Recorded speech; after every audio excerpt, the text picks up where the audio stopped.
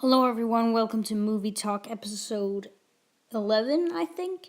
In this video, I'm going to be reviewing Revenge of the Sith.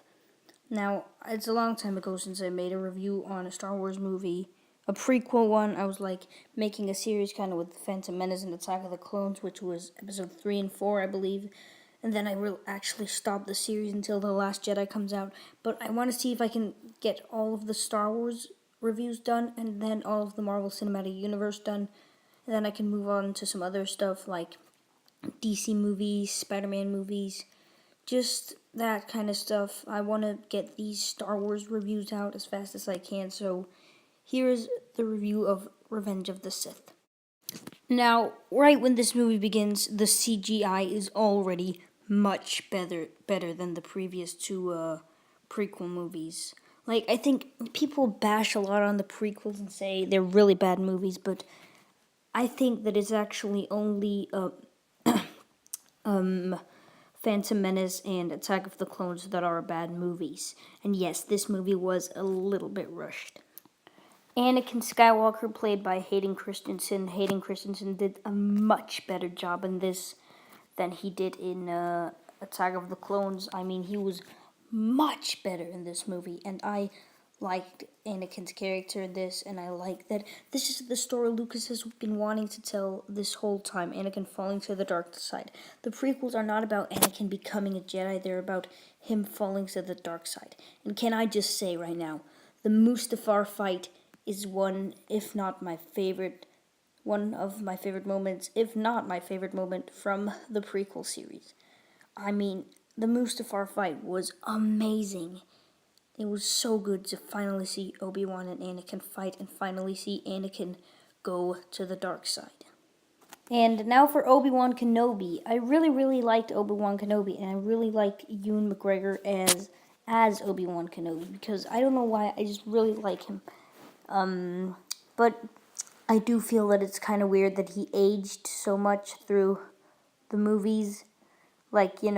From 20 years he went to look like Revenge of the Sith to A New Hope. I think he aged a bit rapidly, but I have no problem with that, and Obi-Wan was amazing in this movie.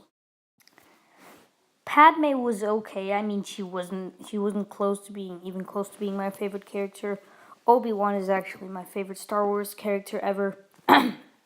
In the existence of Star Wars, I really like Obi-Wan, but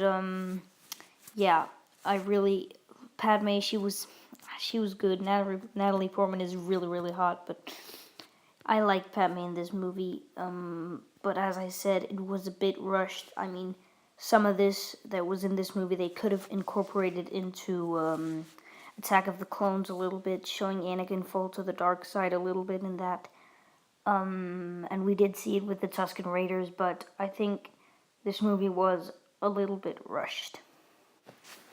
Yoda was freaking awesome, more in this movie than he was in any movie, and the fight between him and Palpatine going on at the same time as the Mustafar fight, oh my god, that was awesome. That is also one of my favorite moments in the series, and the moment where he just takes those two guards and smacks them into the wall and they fall to the ground. I laughed so hard when I saw it the first time. No, not when I saw it the first time, because I was 6. But when I recently watched it again, it's so funny, and Yoda was freaking awesome in this movie. We'll come back to Palpatine later.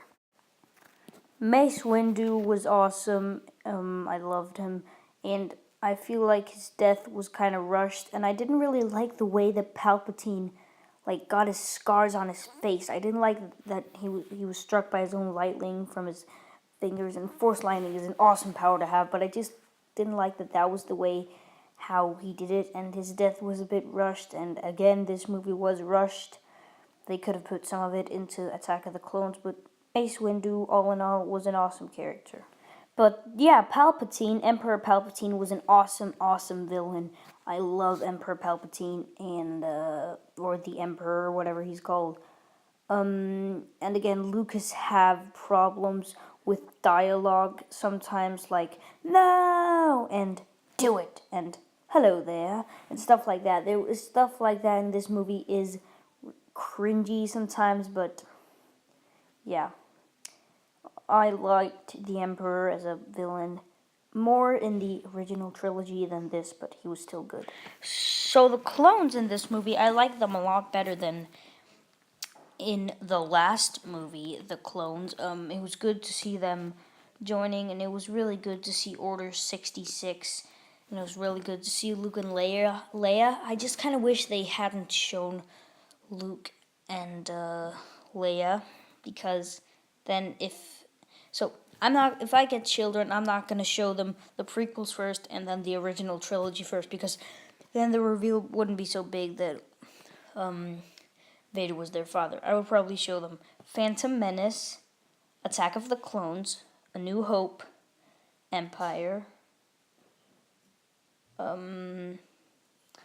Revenge of the Sith, and then Return of the Jedi. C-3PO and R2-D2 were good as always, but I kind of feel like in the newer movies they're kind of running out of purpose for them, and I kind of feel like they have to be in every Star Wars movie, and I like that they are. I just feel like they're kind of running out of purpose for them in the newer movies. But yeah, that's my Revenge of the Sith review. If you can hear that tick in the background, I'm sorry, that's just some kind of watch. But thank you for watching. I hope you enjoyed my Revenge of the Sith review. The next Star Wars review I will be doing is Rogue One, because I'm doing it in chronological order of the timeline. So Rogue One will be my next Star Wars movie review, and I hope you enjoyed this video, and bye-bye.